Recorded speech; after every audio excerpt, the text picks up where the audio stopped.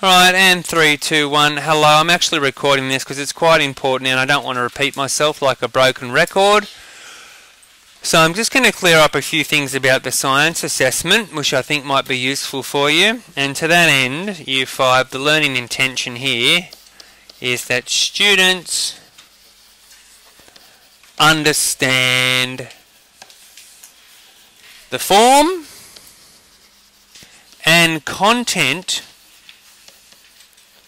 of science assessment. And when I refer to the science assessment, who knows what I'm talking about at this point? Do you know? Yes? Yeah, building the house for that Ash character and his little Pokemon and the rest of it. Okay? And there's a few key things that you need to understand, so I'm going to make them really clear for you. Okay, Mr. Host designed this assessment and he's made it clear to us, so we in turn are going to make it clear to you. And in fact, I've copied key parts of his instructions to us as teachers just to share with you. I'm not making it invisible, I'm telling you what you should be including in your assessment. And he's told us what he's going to be looking for when he marks it. Now you already got the rubric, good, that's good, so you can look at that. I'm not going to go through the rubric again, you've already got the instructions. That's good. I'm not going to go through that again. You've got them all already. You can bring them up on your tech if you like. But if I were you, I would actually just be taking 1 or 2 notes now to make it really clear. Because as far as I'm concerned, there are some points that aren't clear enough, and I'm making them clear to you now. So if you wanted to take some notes about this, with regards to how to really nail it in your science assessment, I would. I can see that my class has got, if my class didn't bring their notebooks, and that would have been a wise idea. Well done, Mrs. Lindeback, yours did. If you're looking for a piece of paper, my class, to take some notes on, there's some, or you can take it on your tech. Alright, moving forward. I'm just going to read this out. This is what Mr. Host is looking for in the building. Key things. I wish this was bigger. Oh well. Can we make the print bigger? So it's just... Oh, it's probably a bit hard, isn't it? Because it's going to go off the page, unless you can then fuss around with it.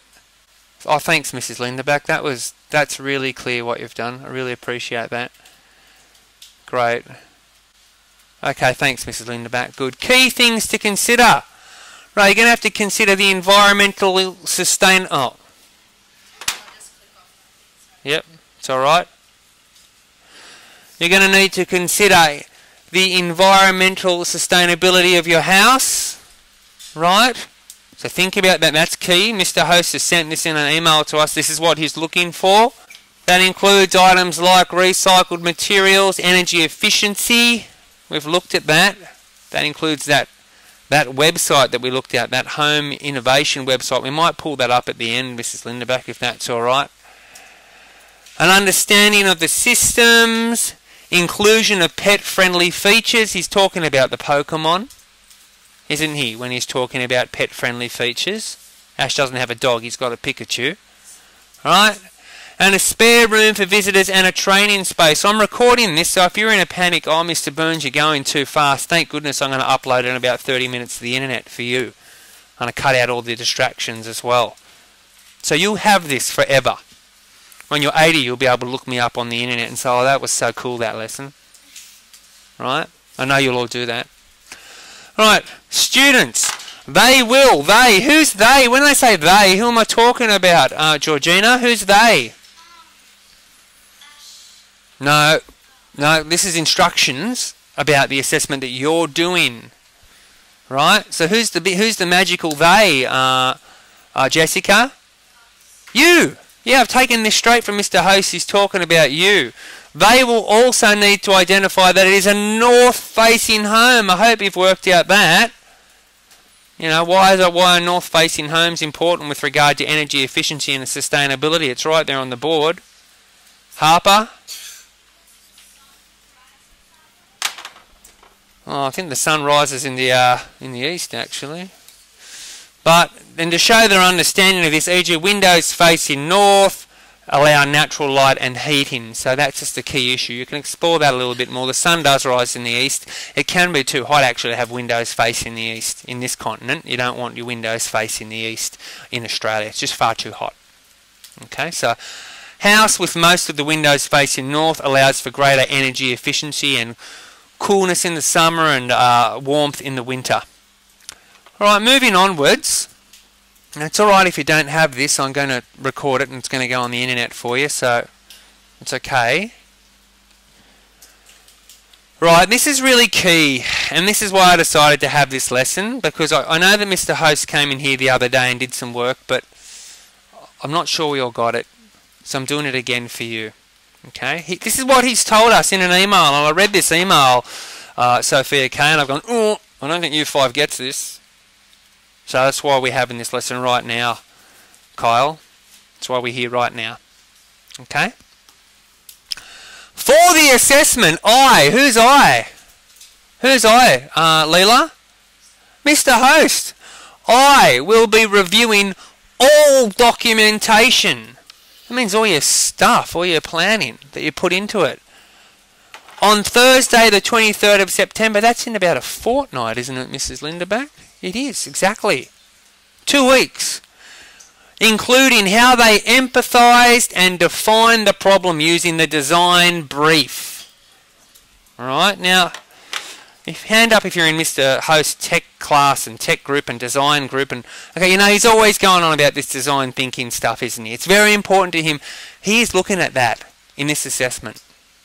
And I know we had a little lesson here, and I wonder if it's gone in your head and out your brain straight away.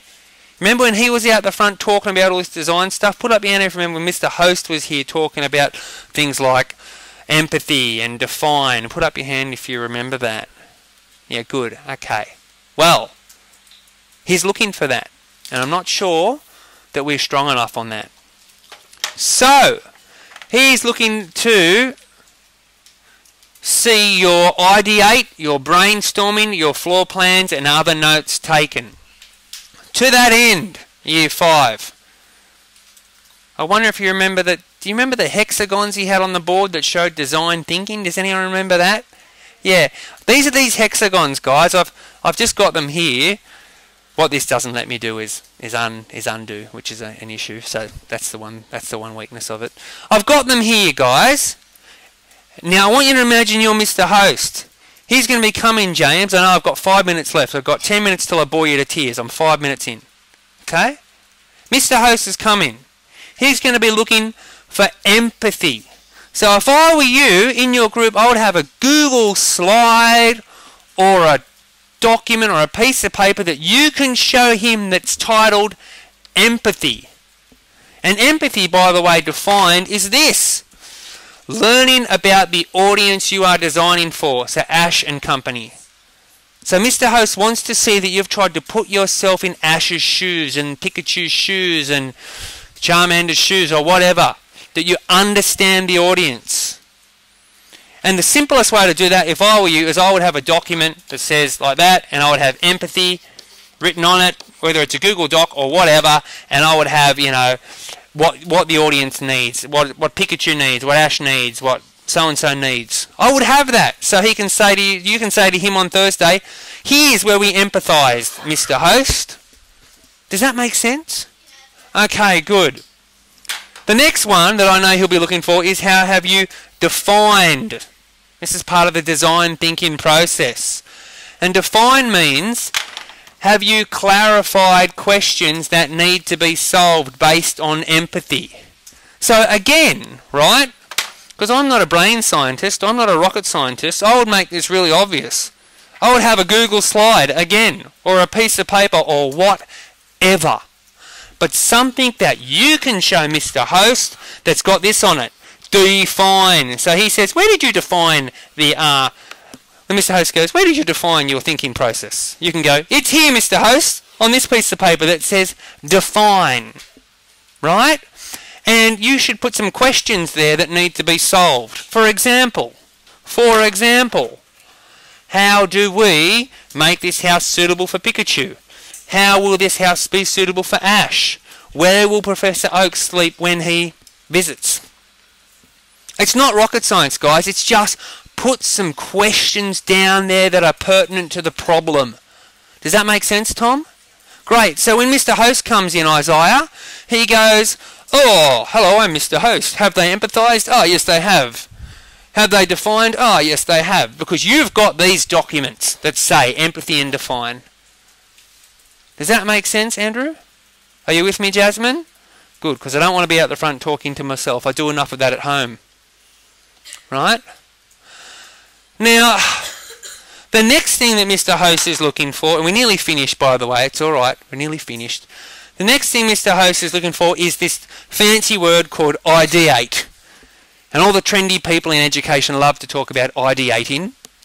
It really just means brainstorming. That's all it means. Who knows what brainstorming is? Do you, Andrew? What is it? Yeah. I'll just stop you there. Great. Individually on a group, you brainstorm ideas. Lots of ideas. Nothing's rejected. You just get a whole bunch of ideas together. Mr. Host wants to see this. You will be assessed on your brainstorming. Normally when you brainstorm, don't you, Mrs. Lindback? And you write it all down, and then you choose the best idea and you chuck it out. You chuck it out. Now what happens if you chuck out your brainstorming on Thursday in 2 weeks? What happens then? Mr. Host goes, oh, where's your brainstorming? What are you going to say? I threw it in the bin. No marks for that. So when you guys do your brainstorming, you will require evidence of this. Either a list or drawn ideas. You will need a bunch of initial ideas your team has come up with. Record it. Keep it. Because Mr. Host James wants to see it. He wants to see. You've got to designate someone in the group to keep all your brainstorming stuff. I'm going to get to the end of the list and I'll take your question. Okay? Next bit is... Oh, didn't write down test. You might have to speak to that. Prototyping. He's going to look for that. He's going to look for initial drawings, buildings and stops and starts that you shared with the team. So if you've come up with something individually... and brought it to the team, he's going to want to see that. So keep it. Keep a record of all the stuff you've come up with so you can show him on the day. Right? He's going to come around on Thursday and go through all your stuff. Have it organised. Here is our prototyping. My name's Sophia, Mr. Host. I took this idea to the group. Right? This was an idea. I had a plan. The group...